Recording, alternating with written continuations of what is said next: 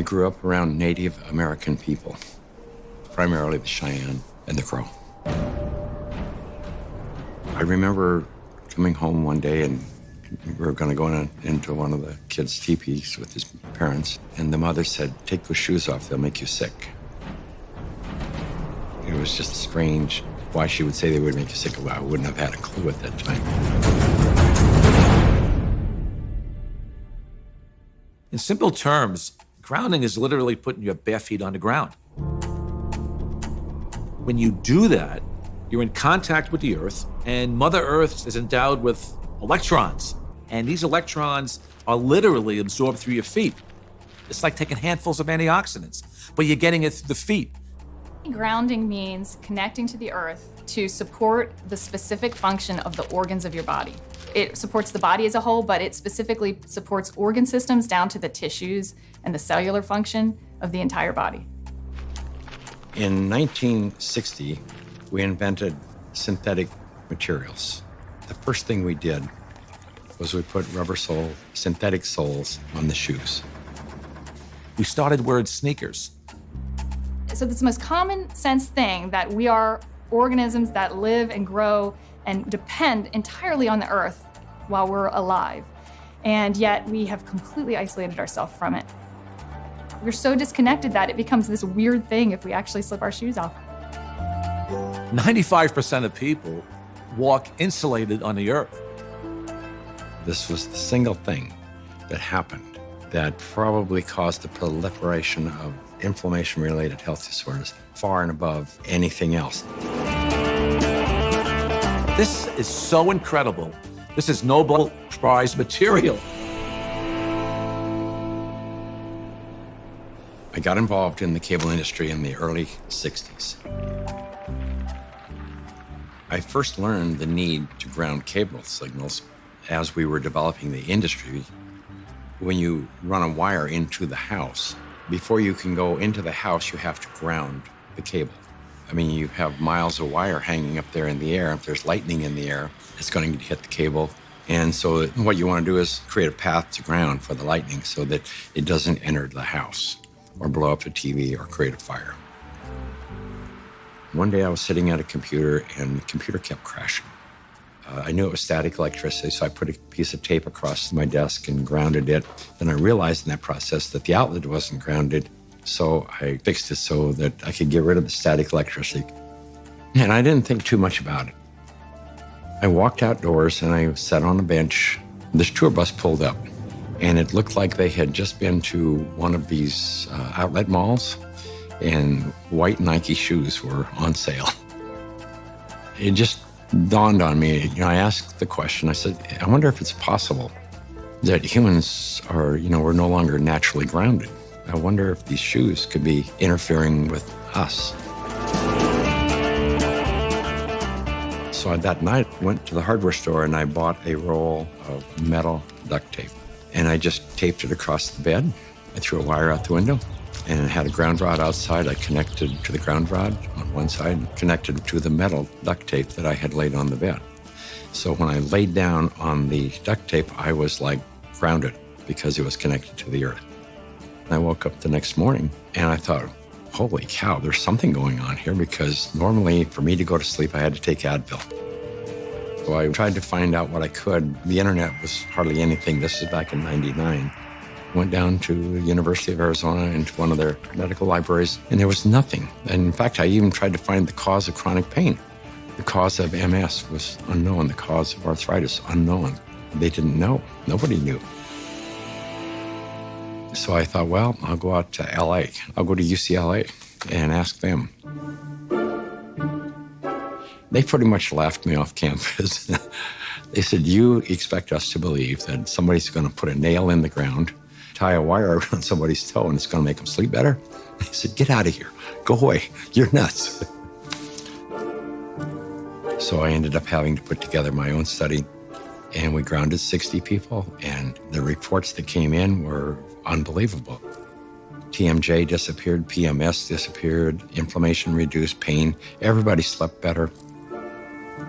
Found an anesthesiologist in San Diego, and he says, I don't think there's anything to what you're doing.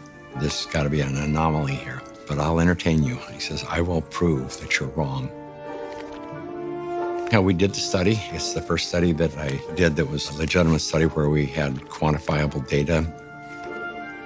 Then we decided, well, we're going to do a big study now. And we ended up attracting scientists, physicists. When they saw the study, everybody said, well, this is really pretty interesting. I didn't know anything about grounding. I had never heard of it at all, but I became a new mom. And I had my first child, and she had colic, and she cried and cried and cried. First thing I did, being a physician myself, was take her to the pediatrician, and remember distinctly leaving that pediatrician's office with a knot in my stomach, because the first thing they told me is, it's a baby, let him cry. Literally the only time I noticed that she wasn't in pain, and the only time I could soothe her was when I was outside and I was barefoot and I had her in my arms. And every time we were outside, she relaxed. I noticed if I did use a stroller or if she was in a car, she was still in pain and uncomfortable. This is not placebo effect. Like, she had no idea if I was wearing shoes or not. She doesn't know that. I'm holding her either way. And I just slowly started realizing this child can only take a nap and feel comfort is if she was on my skin, held skin to skin, and I was barefoot. She'd be dead asleep, and if I stepped in the house and took both my feet off the ground, she would wake back up and the pain response would come back. And I didn't know what it was called, and I didn't at that time feel comfortable thinking about using it in my conventional medical practice, but I just knew that this is what I'm gonna do to help my child. I was working with a mentor of mine, and she recommended that I ground my energy. I didn't know what she meant by ground yourself. So the first thing I did was go home and look it up on the internet. And through doing a search about grounding, I found Clint Ober's work and the book about earthing. And I realized that it's a real thing and a real healing modality with tons of medical literature behind it. I first learned about grounding maybe 12, 13 years ago through one of the trainers for the Tour de France team from the US, and he was using it with many of their athletes and with surprising results. And I think that surprising best summarizes my response to it because it didn't seem to make sense.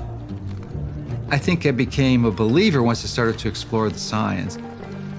If you take a microscope and you look at a piece of wood and you go down, down, down, all of a sudden, there's nothing there. There's molecules, but they're not even connected. What's holding them together?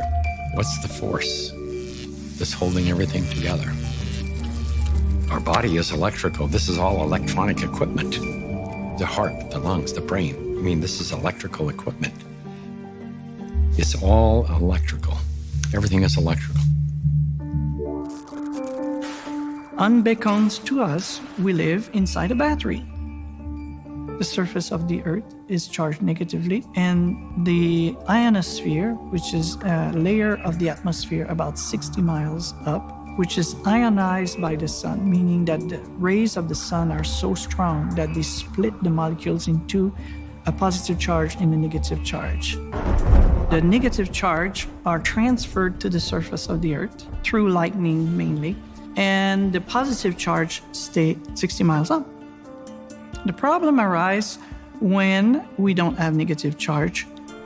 So we need grounding just as we need air and we need sunshine. Stephen Sinatra, who was a cardiologist from back east, was attending a convention. We sat down with Stephen and told him the story of what I was doing. Now he said, well, if you're affecting pain, he says, you need to be researching inflammation.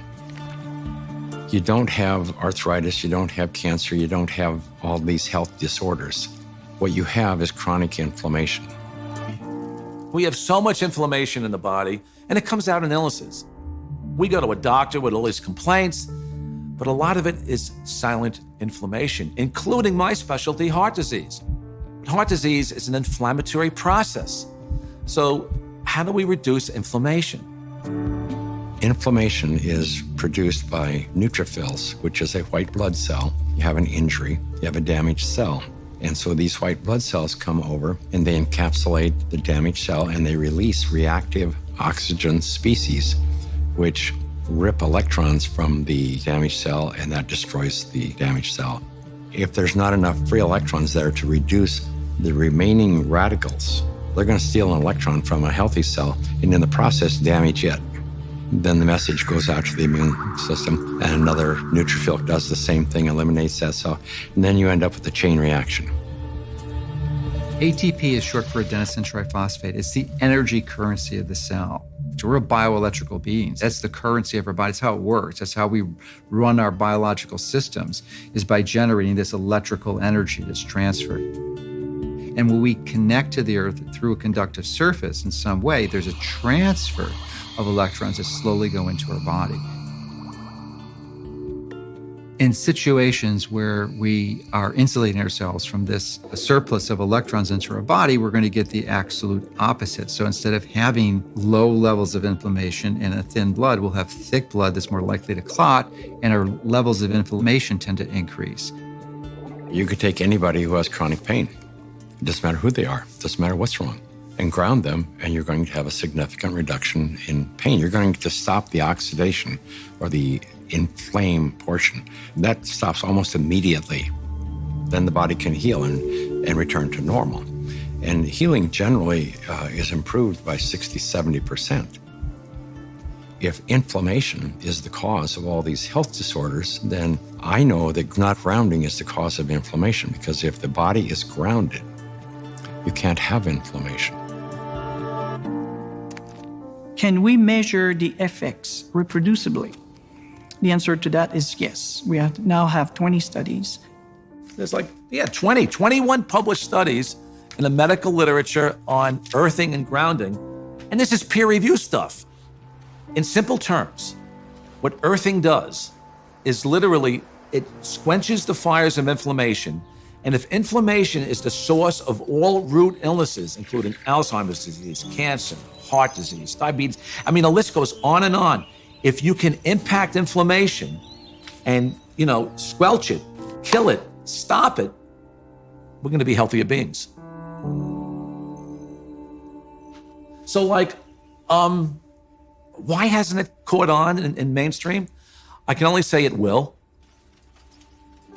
There's a well-established, traditional, conventional system that relies on expensive intervention. So they'd like to perpetuate that, and they're not too interested in having some competition coming in for a lot less expensive to sort of sabotage their profit levels.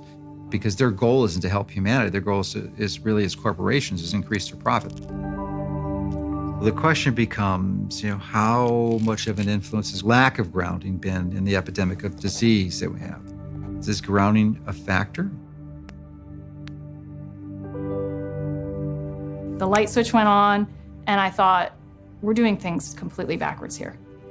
A typical day for a child is completely ungrounded. Most children wake up sleeping on a bed that was not grounded in a house or a building or on a floor that was insulated from the earth. And then they go immediately into a classroom that's insulated. And even on recess, in the recess period, they go outside and are literally fenced in and are paved with asphalt. And then they have after-school activities, which are either indoors or if they're outdoors, they are literally required to wear protective gear. Even if they're exercising for 2 hours after school, 100% disconnected from the earth.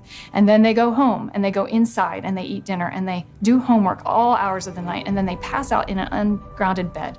So that's a 24-hour period of time completely ungrounded, and that goes on day after day after day.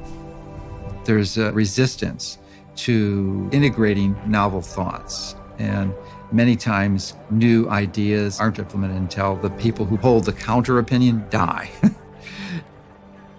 The good thing about grounding is that you don't need a doctor to tell you to do it. You do not need a physician to recommend it to you. You can try this anytime. It is your birthright because you live on the earth. I ground every day. Hey, I want to be connected to the earth as much as I can. I would say about 95% of the day I am grounded because I believe it's just a no-brainer. Go outdoors, take your shoes off, stand barefoot on the earth, or sit on the earth, put your feet and your hands on the earth, and you will instantly notice the pain and inflammation begin to drain from your body. I got my life back is probably the most common refrain that I hear. Thank you, I got my life back. I got my life back.